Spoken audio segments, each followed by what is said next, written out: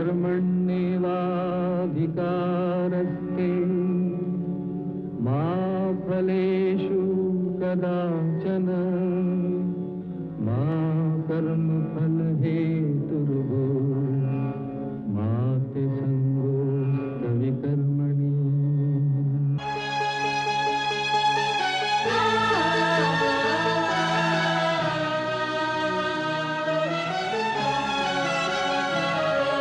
ये औरत है कुदरत का अनमोल तोहफा, ये ममता का सागर, मोहब्बत का दरिया है। हर नस्ल हर देश पर कर्ज इसका बनाया गया, त्याग को फर्ज इसका। मगर इसकी दुनिया ने कीमत न जानी, मगर इसकी दुनिया ने कीमत न जानी। अजब दास्तां है, अजब है कहानी।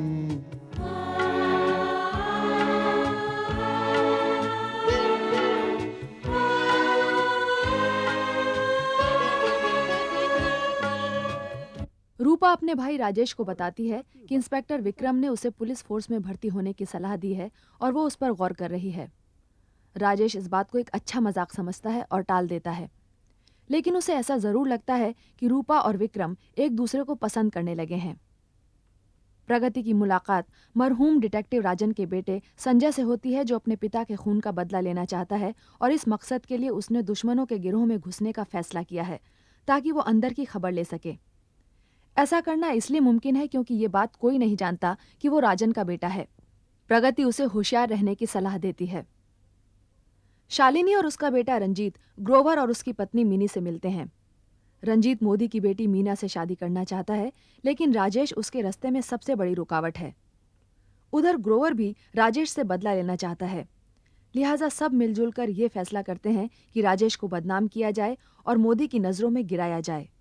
अब आगे। हाँ रंजीत, आ गए तुम? गुड। देखो, तुम्हें अभी अभी रतनपुर जाना है, ठाकुर रुद्र प्रताप के पास। जी जी, क्या पूछो तो काम क्या है? भाई हाँ, देखो ये मिल के एग्रीमेंट का फाइल है, इसमें एक नया एग्रीमेंट लगा हुआ है, उस पर उनका साइन लेना है। देख लो साइन कहाँ करना है, ये देखो। जी समझ गए। समझ गए? चलो जाओ अभी रतनपुर। ये क्या कर रहे हो? सर आप मेरे बुजुर्ग हैं, आपका सम्मान करना मेरा फर्ज बनता है। अरे वो सब बातें पहली बार मिलते हुए ठीक लगती है, अभी जाओ रतनपुर, चलो चलो। और देखो ये फाइल कल सुबह ऑफिस में ले आना। जी बहुत अच्छा। ड्रामेबाज कहीं का। तो मोदी साहब ने तुम्हें भेजा है? जी। क्या नाम बताया तुमने अपना? जी रंजीत मखीजा। हाँ हाँ। मोदी साहब के यहाँ अभी नया नया आया हूँ। वैसे तो उनके और हमारे ताल्लुकात काफ़ी पुराने हैं जी। मेरे पिताजी का सिंगापुर में बिजनेस था, मगर उनकी डेथ के बाद। भाई इतने लंबे चौड़े परिचय की जरूरत नहीं है, ये बताओ काम क्या है? सॉरी ठाकुर साहब। ठाकुर साहब ये मिल के एग्रीमेंट के पेपर्स हैं, आपके सिग्नेचर चाहिए थे। कहाँ सिग्नेचर करना है भाई? जी हाँ ठाकुर साहब, एक बात कहूँ मैं आपसे? कहो। उस दिन जब आप मोदी साहब के घर आए थे तो राजेश बाबू ने कुछ ठीक सुलूक नहीं किया था आपके साथ। तुम्हें बुरा लगा था उसका समय? ठाकुर साहब, किसी भी समझदार आदमी को बुरा लगे।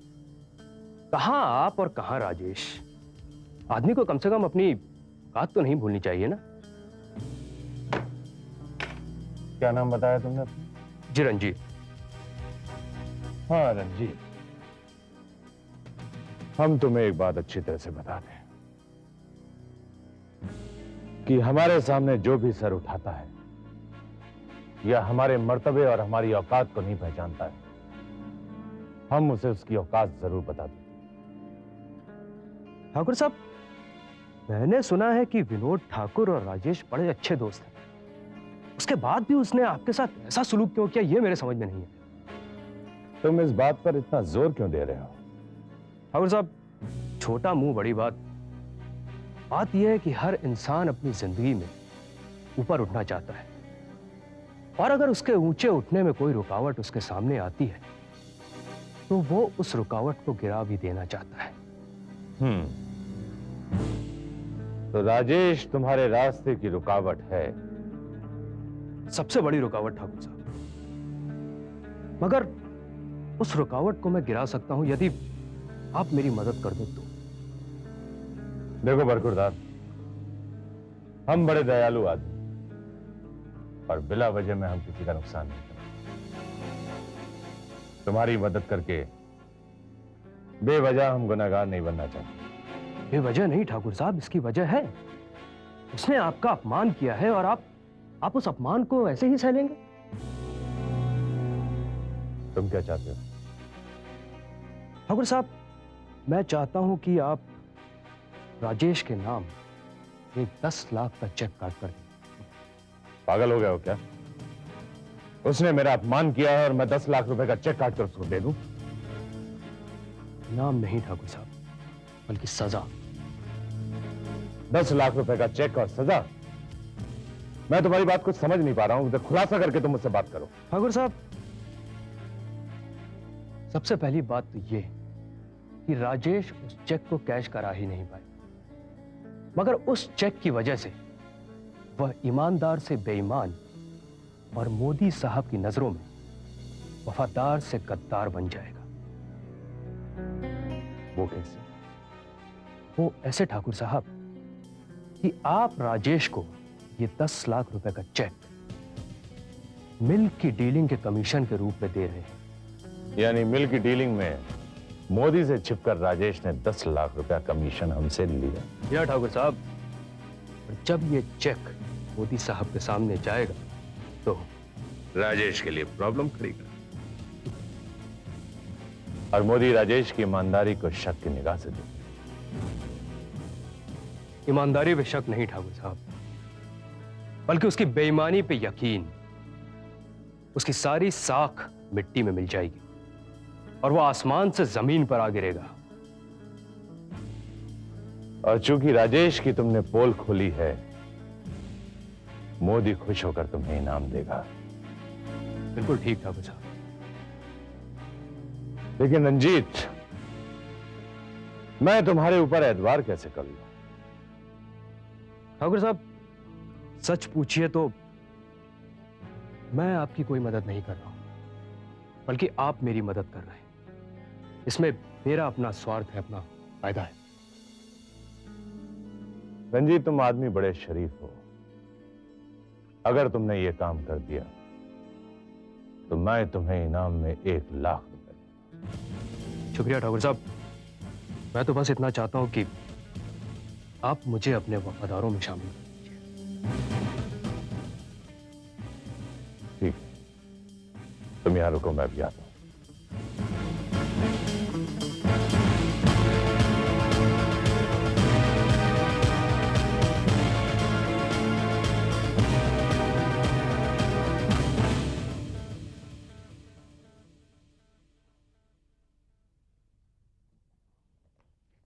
रंजीत, ये लो 10 लाख रुपए का चेक।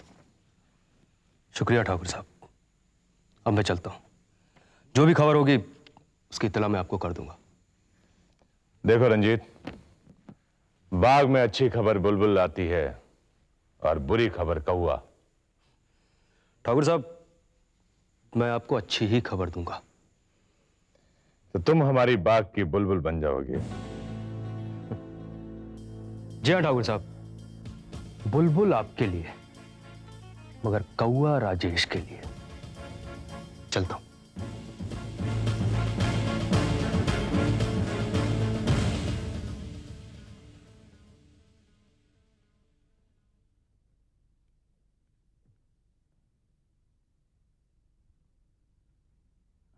नमस्ते ठाकुर साहब।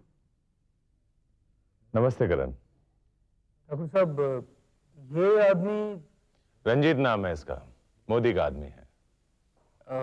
लेकिन ये यहां पर क्या कर रहा था? मेरे पास काम से आया था। लेकिन तुम इस तरह क्यों पूछ रहे हो? मैं इस आदमी को बहुत अच्छी तरह से जानता हूं। तुम कैसे जानते हो उसको? जिस कॉलेज में मैं पढ़ता था उसी कॉलेज में ये भी था। ये आदमी अच्छा नहीं है ठाकुर साहब। क्या मतलब? मेरे कहने का मतलब ये है कि ये बहुत बड़ा धोखेबाज और फ्रॉड है। कई लोगों को धोखा दे चुका है, कई लोगों के पैसे खा चुका है। फ्रॉड के केस में ये पकड़ा भी गया। कॉलेज के जमाने में बड़ा बदनाम था।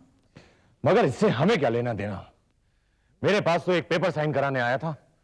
धोखेबाज है या फ्रॉड है, इसका नुकसान तो उसे होगा जिसके पास ये काम करता है।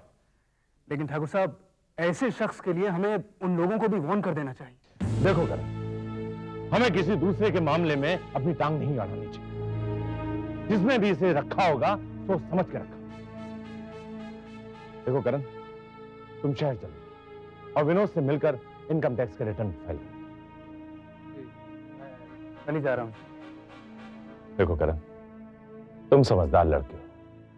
तुम कोई काम ऐसा मत करना जिससे तुम्हारे और विनोद के बीच में तनाव पैदा हो। उससे बचने की कोशिश करना। Try to avoid him.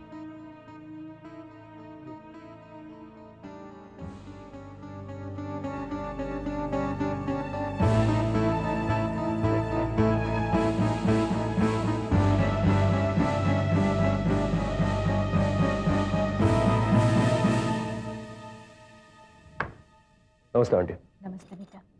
तुम्हारा कामकाज कैसा चल रहा है? आंटी, अभी तक तो मैंने ऐसा कोई काम नहीं किया जिससे कि मैं मोदी साहब की नजरों में चढ़ सकूं। लेकिन कोई ऐसा काम करना भी नहीं जिससे मोदी साहब की नजरों से गिर जाओ। वैसे तुम्हें अंदर की बात बता दूं, मीना और मोदी साहब तुम्हें इतनी अच्छी नजर से देखते भी नहीं है। जानता हूं आंटी, लेकिन आज मैंने एक ऐसा काम किया है जिससे कि मैं मोदी साहब की नजरों में एकदम से चढ़ जाऊंगा। ऐसा कौन सा काम कर लिया है तुमने? आंटी वो मिल... sorry Ranjeet, I kept you waiting. नमस्ते सर। नमस्ते। देखो बेटा, मैं तुम्हें बता रही थी ना, अपना काम ध्यान लगाकर और ईमानदारी से करना। हाँ? अरे वाह, बड़ी एडवाइस दी जा रही है। अच्छा, अगर आपकी इजाजत हो तो हम थोड़ा काम कर ले। अच्छा बेटा रंजीत। हाँ बोलो रंजीत, क्या बात है? सर, मैं ठाकुर रुद्र प्रताप सिंह के पास से आ रहा हूँ। ये मिल के एग्रीमेंट के पेपर्स हैं। तो कर लिया उन्होंने साइन? जी, आप देख लीजिए। नहीं नहीं, मुझे दिखाने की कोई जरूरत नहीं, अपने राजेश बाबू को दिखा दो। सर, फिर भी मैं चाहता था कि आप एक बार इसे देख लीजिए। अच्छा लाओ। सॉरी सर, ये राजेश बाबू के लिए। ठाकुर साहब ने ये चेक राजेश बाबू को देने के लिए कहा है। तो फिर उन्हें दे क्यों नहीं दिए? मोदी साहब, बात यह है कि इस चेक की रकम बहुत बड़ी थी। मैंने सोचा कि ठाकुर साहब ने इतनी बड़ी रकम का चेक राजेश बाबू को क्यों दिया जी, इसलिए मैंने सोचा कि ये बात पहले आपको बता दूं। हाँ, मगर ये 10 लाख का चेक ठाकुर साहब ने राजेश को क्यों दिया? मोदी साहब, पूरी बात तो मेरे भी समझ में नहीं आई, लेकिन ठाकुर साहब कुछ मिल की डील के बारे में बात कर रहे थे जिसमें कि राजेश बाबू ने बड़ा ही एक्टिव पार्ट प्ले किया था। हाँ, उस डील में तो वाकई उसने एक्टिव पार्ट प्ले किया था। जी, उसी का कमीशन है। कमीशन? जी हाँ, और ठाकुर साहब कह रहे थे कि वो 10 लाख का कमीशन राजेश बाबू को पहले भी दे चुके हैं। रंजीत, तुम जानते हो तुम क्या कह रहे हो? मोदी साहब, मैंने अपनी तरफ से कुछ भी नहीं कहा। मैंने तो आपको वही बताया जो ठाकुर साहब ने मुझसे कहा है। शायद यही मेरी गलती है। कैसी गलती? जी, यही कि ये बात मैंने आपको बता दी। मोदी साहब, लेकिन एक बात मेरे समझ में नहीं आई। जब राजेश बाबू आपके लिए काम करते हैं तो फिर उन्हें ठाकुर साहब से पैसे लेने की क्या जरूरत आन पड़ी? मगर मेरी समझ में आ गई, ये आदमी रुपयों के लिए इतना गिर सकता है। साहब, रुपया होती ही बड़ी खराब चीज, और फिर बड़े से बड़े लोगों का ईमान डोल भी जाता है। फिर ये तो इतनी बड़ी रकम है। ठीक है, जाओ। जी, ये फाइल और चेक यही रहने दो, जाओ तुम। जी सर।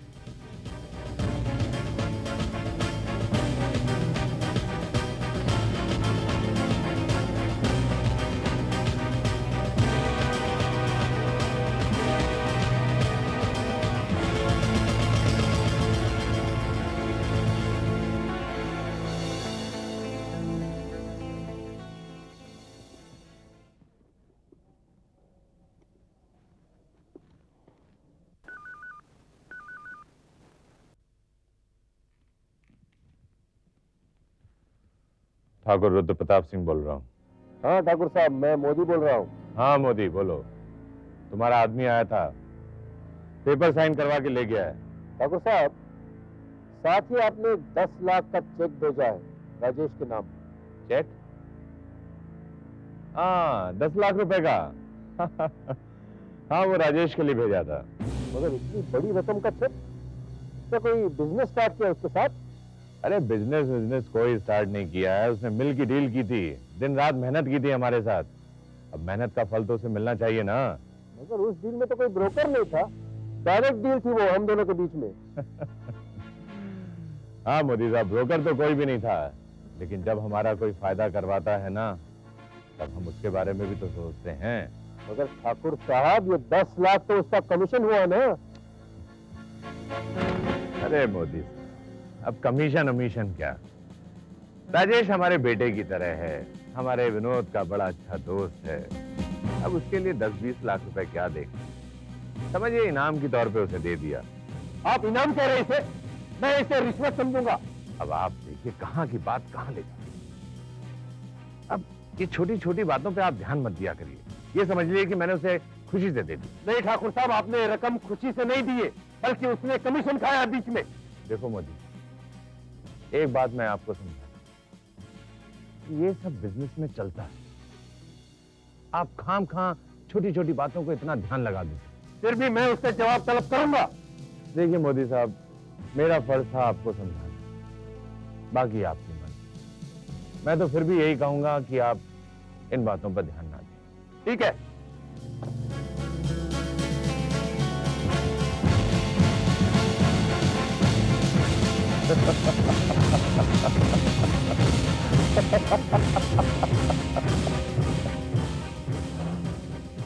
बेटा राजेश, बिच्छू के कांटे का मंत्र तो आता नहीं है, तुमने सांप के बिल में हाथ दे दिया।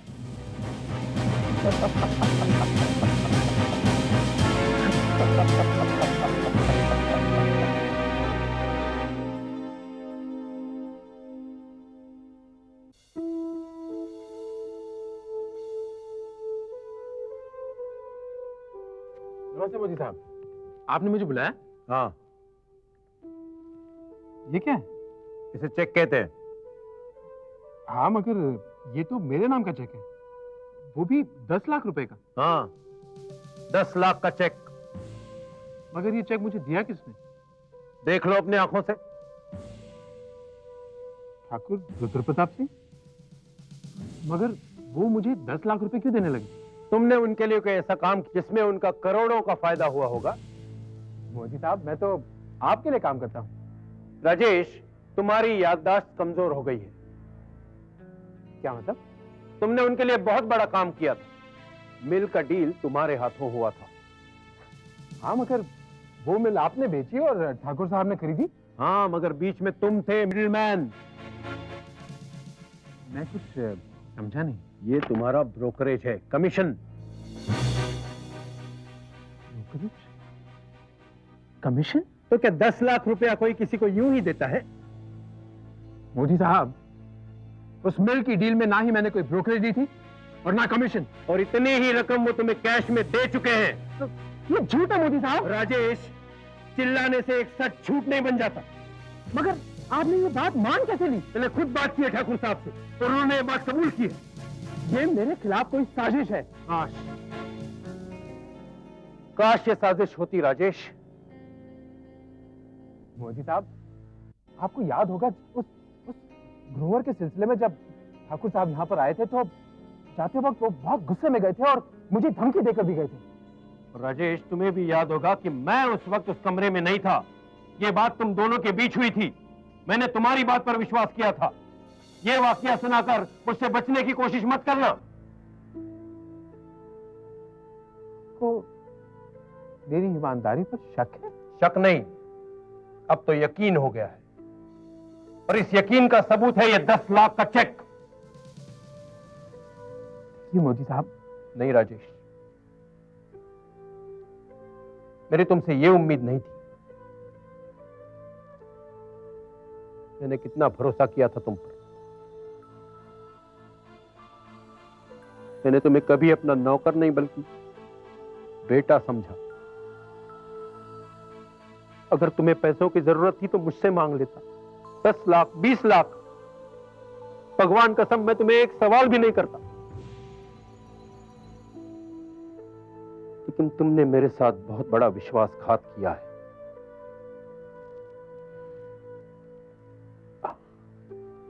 मोदी साहब, अगर आपका मुझ पर से विश्वास उठ गया है तो मुझे आपकी नौकरी करने का कोई हक नहीं है। और इतना बड़ा विश्वासघात करने के बाद मैं तुम्हें इस नौकरी पे रखूंगा नहीं। ठीक है मोदी साहब, मैं यहां से जा रहा हूं,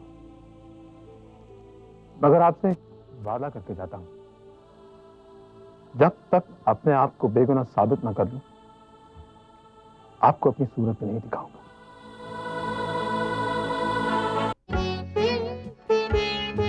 है दुनिया में इंसाफ की ये निशानी, अजब दास्तां है, अजब है कहानी।